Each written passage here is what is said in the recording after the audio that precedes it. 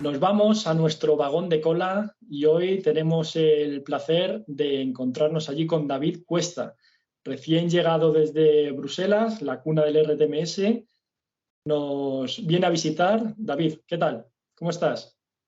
Muy bien, muchas gracias. Muchas gracias por acogerme. Muchas gracias a ti Todo por muy venir, bien. David. Bueno, pues es que hemos tenido una gran petición de nuestros oyentes de que expliquemos qué es el RTMS. Y hemos dicho, pues qué mejor que venga David Cuesta, que ahora nos dirá en qué trabaja y a qué se dedica, y nos explique qué es el RTMS. Así que cuéntanos, ¿quién es David Cuesta y en qué trabaja David? Bueno, pues David Cuesta es un tío de lo más normal, un madrileño bueno, pues que hace 5 años se fue de turné a Bélgica y bueno, pues ha estado allí en el grupo de usuarios de RTMS. David empezó a trabajar en Adif hace ya casi 13 años y bueno, pues en ese tiempo pues ha aprendido algunas cosillas de trenes y bueno, pues en concreto pues estos últimos 5 años pues se está dedicando a lo que es el RTMS, que ahora contaré un poquito más en detalle de qué va todo este asunto. Y en tus inicios, ¿cómo fue tu llegada al sector ferroviario? ¿Fue una casualidad? ¿Era algo que ya tenías claro y te preparaste para ello? Fue una carambola total, la verdad. Yo acababa de terminar la física e ingeniería electrónica que estudié y tenía una beca de investigación para hacer el doctorado en la universidad. Y bueno, pues un familiar me comentó que estaban saliendo unas plazas. Yo estaba en Italia en aquel entonces haciendo el doctorado y bueno, pues apliqué, hice el examen, aprobé y bueno, pues 13 años después aquí estoy, ¿no? Y bueno, pues nada, fue, o sea, en la entrevista yo recuerdo que me preguntaron que esta misma pregunta, ¿no? Que por qué en este sector, que qué sabía de trenes, y yo hasta ese momento lo que sabía es que iban por la vía y que en algún momento hacían chuchu. Eso era mi conocimiento máximo ferroviario, o sea que total carambola. No, no eres el primero, ¿eh? Creo que eso le ha pasado a más de uno y de dos. Sí, uno entra y luego le coge gustillo. Y no sale, entra y no sale. Efectivamente. Bueno, entramos ya de lleno en el tema que nos ocupa hoy. Cuéntanos, ¿qué es el RTMS? Bueno, pues el RTMS es un estándar para que es un sistema de señalización. O sea, un sistema de señalización y el RTMS pues, es el estándar europeo. Se trata un poco, cuando se lo explico a mis amigos que no saben, yo siempre digo que es como los semáforos de los trenes para toda Europa, ¿no? Me gusta mucho esta metáfora porque es algo que entiende todo el mundo. Entonces, cuando tú vas con tu coche de Madrid a París, no tienes que estudiarte las señales de Francia, ¿no? O sea, las señales, los semáforos, todo funciona más o menos igual. Hay una serie de normas de velocidad y una serie de particularidades, pero que se entienden. Pues esto hace unos cuantos años no era tan evidente en el ferrocarril. Pues el RTMS lo que quiere es hacer una serie de normativa común para que podamos ir con nuestro tren de Portugal a Austria sin necesidad de tener que estudiar las normas propias de cada país o sin necesidad de tener que cambiar de coche en cada una de las fronteras. Entonces, bueno, pues es un poco el símil que a mí me gusta hacer. Antes de la llegada del RTMS, ¿cuál era el panorama que había en Europa? Bueno, el panorama no es que haya cambiado tampoco demasiado tras la llegada del RTMS, sí que hay ciertos avances, como es lógico, pero el panorama era, digamos que teníamos muchas islas, ¿no? Cada país pues tenía su islita, tenía su sistema, porque claro, cada país movía trenes ya, y mueve trenes, ¿no? Pero cada uno lo hacía como podía o como su propia normativa fue evolucionando. Entonces, ¿qué ocurría? Pues que los sistemas de un país podían no ser compatibles con los de otro, y así ocurría. Entonces, lo que teníamos eran muchos reinos de taifas, digamos, muchas islitas, en las que cada zona pues, estaba gobernada por un sistema de protección, un sistema de señalización diferente y muchas veces pues, no compatible. De hecho, la mayoría de ellas eran no compatibles. Entonces, ¿qué implicaba esto? Pues que los trenes, las cabinas y los propios maquinistas tuviesen que saberse las normas de cada país y que los trenes estuvieran equipados con sistemas que entendieran cada uno de los sistemas de los diferentes países. Y eso es lo que había antes del RTMS y es lo que en algunas zonas todavía ocurre. O sea, es verdad que el RTMS está mejorando, digamos, las líneas principales, los corredores, se está trabajando sobre todo en esas líneas principales que atraviesan diferentes estados para facilitar esta movilidad, ¿no? Pero la realidad es que en líneas regionales, en líneas más pequeñas, pues los sistemas que siguen gobernando son los sistemas nacionales. Y si seguimos un poco con la historia, ¿cuándo nace, cuándo surge el RTMS? Pues bueno, pues esto es algo que se plantean los administradores de infraestructura, pues allá por los años 90, ¿no? Pues detectan este problema, ¿no? Que la velocidad media de un tren que atraviesa muchos países no llega a los 50 km por hora, lo cual es un poco vergonzoso, ¿no? Digamos. Entonces, bueno, pues se plantean la posibilidad de diseñar un estándar que fuera asumible e implementable por todos los países.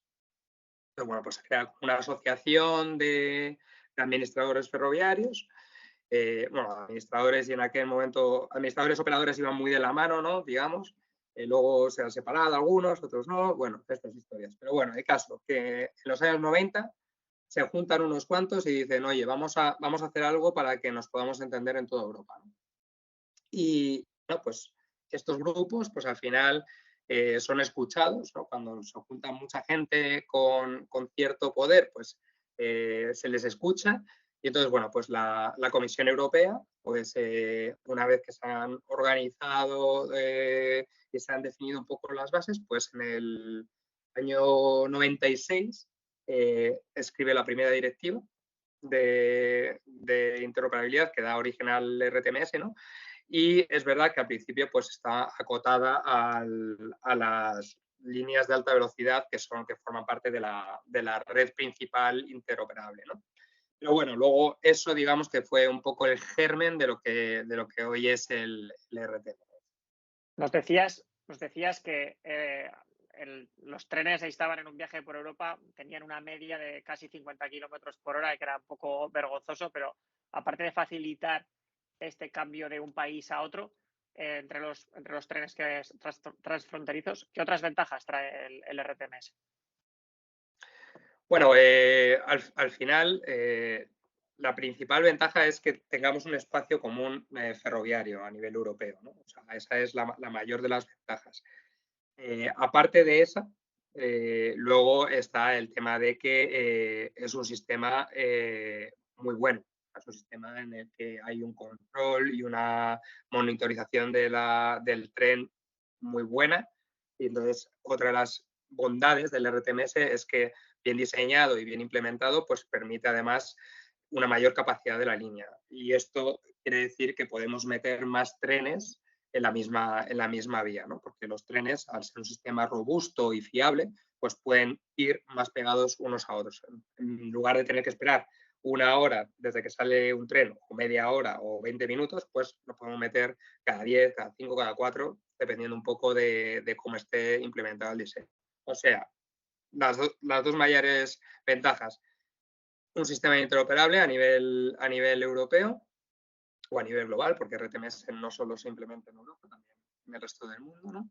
Y también un sistema que es robusto, fiable y que permite optimizar la red ferroviaria. Muy bien, y vamos a ponernos ya un poco más técnicos, vamos a profundizar en lo que es el RTMS a nivel funcional. ¿Qué son los niveles de RTMS y para qué sirve cada uno de ellos? Bien, bueno, pues los niveles de RTMS definen diferentes formas de implementación del sistema, ¿no? Digamos que es como los grados que tiene la implementación del sistema global. Entonces, bueno, hay 5 niveles. 2 de ellos son un poco trampa, porque el nivel 0 es que no hay RTMS y el nivel NTC es el nivel nacional, ¿no? Que es, digamos, que cuando tu tren está equipado con RTMS, pero la infraestructura no, y entonces te tienes que fiar del sistema nacional. y tú haces como una traducción al RTMS de a bordo. Entonces, bueno, eso os vamos a dejar un poquito aparte porque no entran dentro de la cultura real o la cultura, digamos, RTMS interoperable y chachipiruli. Digamos que nos vamos a entrar en los niveles 1, 2 y 3. Y bueno, pues el nivel 1 lo que tiene es como el nivel básico, ¿no?, del sistema, en el cual el tren se habla con la infraestructura, o mejor dicho, la infraestructura le habla al tren, porque el tren no puede hablarle a la infraestructura, a través de balizas que están colocadas en las vías. Yo no sé si lo habréis visto, pero bueno, las balizas son unas cositas amarillas que se ponen entre los dos raíles de la vía, y eso habla al tren, ¿no? Le da órdenes. Entonces, bueno, según las órdenes que le dé, el tren se comporta de una u otra manera. Y este es el nivel básico, este es el nivel 1. En el nivel 2, el tren y la infraestructura ya se hablan, ya hay una comunicación, ya hay radio, entonces la infraestructura le manda órdenes al tren, el tren responde o pide cosas a la infraestructura, entonces bueno, es un diálogo, es un ten con ten y ahí hay comunicación. Ahí se dan órdenes, se reciben órdenes, se piden cosas, se dan cosas, se le niegan, o bueno, eso es un diálogo, ¿no? Ya hay amor entre el tren y la infraestructura. Y luego, bueno, pues luego está el nivel 3, ¿no? Digamos que sería como ya el super RTMS, super guay, super culo, ¿no? En el cual sigue habiendo amor entre la infraestructura y el tren, sigue habiendo diálogo. Lo que pasa es que en este nivel, ya que es súper chulo, pues se hablan de tal forma y el tren es tan bueno, el tren es capaz de decir dónde está perfectamente, o sea, dónde está localizado perfectamente, si está enterito y verdadero, y entonces de esa manera la infraestructura te podría ahorrar unos elementos que se colocan en la vía que sirven para detectar si hay presencia de tren. Entonces, en este nivel, digamos que la infraestructura se podría ahorrar el despliegue y mantenimiento de estos sensores de vía, ¿no? Estos circuitos detectores de vía o contadores de eje, o sistemas de detección de tren, para confiar perfectamente en el tren. O sea, hay amor y además hay hiperconfianza. O sea, es un super matrimonio. Y decías que en el nivel 1, estas balizas, estas piezas amarillas que están en la vía, hablan al tren, pero el tren no puede hablar a las balizas. Entonces, ¿qué otro equipamiento hay, tanto en el nivel 1 como en el 2 y en el 3, para que haya ese amor, para que haya ese diálogo? ¿Qué más equipamiento hay? Sí, pues a ver, cuando tenemos el nivel 1, digamos que la infraestructura, a través de unos transformadores de información, codifican las balizas para poderle hablar al tren, ¿no? La situación de la vía cambia, ¿no? Estos codificadores pues se llaman LEUs, ¿no? Y bueno, pues toman información de la infraestructura, se la pasan a la baliza y el tren, cuando pasa por encima de la baliza, lo que hace es como las tarjetas sin contacto, cuando pagamos en los bancos.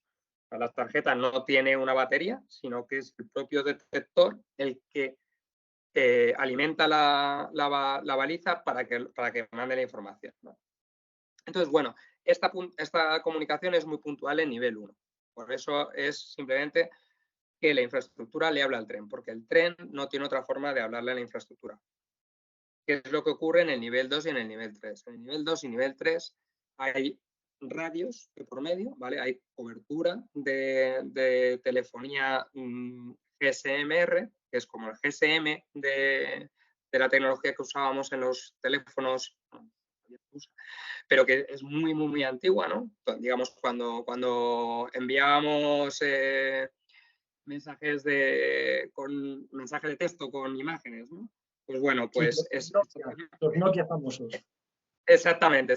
Las primeras fotos que bueno, pues que eran como los videojuegos de 8 bits, ¿no? Pero esas fotos, ¿no? Esa misma tecnología es la que se usa para comunicar al tren con la infraestructura. Y es la GSM con una banda dedicada, o sea, una banda protegida, que es la del ferrocarril. Pero bueno, entonces en el nivel 2 y en el nivel 3 lo que hay es una conexión punto a punto del tren con la infraestructura. Y de esa forma, pues el amor florece. Y aquí es donde aparece el RBC, que hemos nombrado también en muchas ocasiones, que es un poco la parte de la vía que se encarga de hablar con el tren, no solo de hablar, sino también de aplicar los cálculos y la lógica necesaria para saber, para decirle al tren hasta dónde puede moverse, a qué velocidad, qué restricciones tiene. Efectivamente, el RBC, digamos que es el cerebro de la infraestructura, que tiene todo en cuenta, tiene toda la situación de la vía en cuenta, tiene la información de los trenes en cuenta, no solo la de un tren, sino la de todos los trenes que entran en su ámbito, que digamos que un RBC cubre un ámbito, una línea, una parte de la línea, que tiene una capacidad limitada. El cerebro no puede gobernarlos a todos, ¿no? Entonces, tiene su ámbito y bueno, pues con la información que tiene de ese ámbito, toma decisiones y manda las órdenes a los trenes para que ejecuten estas acciones de acuerdo a la situación de la infraestructura de una forma siempre segura. O sea, lo que impera en el RTMS es la seguridad. O sea, la seguridad ante todo. Y entonces todo va regido con un principio que es el de el worst case, ¿no? El peor caso. Digamos, tú te pones en la cabeza el peor caso que puede ocurrir y así es como tienes que tomar las decisiones. Entonces, bueno, pues este principio de tomar decisiones en función del peor caso, pues es lo que garantiza la seguridad de todo el sistema y de todas las circulaciones. ¿Y cuáles dirías que son las ventajas y desventajas de cada nivel?